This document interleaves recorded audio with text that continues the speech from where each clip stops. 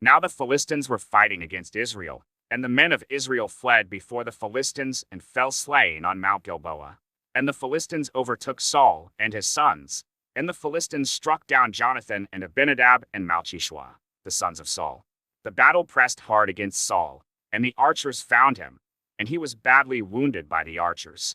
Then Saul said to his armor-bearer, "Draw your sword, and thrust me through with it, lest these uncircumcised come and thrust me through, and mistreat me."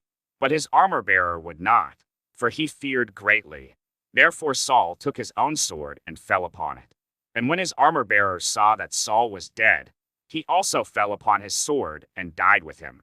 Thus Saul died, and his 3 sons, and his armor-bearer, and all his men, on the same day together. And when the men of Israel who were on the other side of the valley, and those beyond the Jordan, saw that the men of Israel had fled, and that Saul and his sons were dead, they abandoned their cities and fled.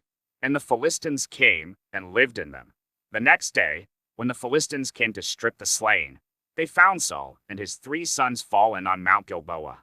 So they cut off his head and stripped off his armor and sent messengers throughout the land of the Philistines, to carry the good news to the house of their idols and to the people.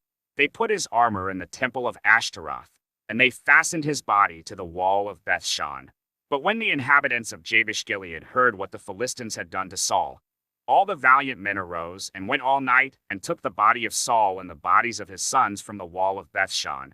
And they came to Jabesh and burned them there. And they took their bones and buried them under the tamarisk tree in Jabesh and fasted 7 days.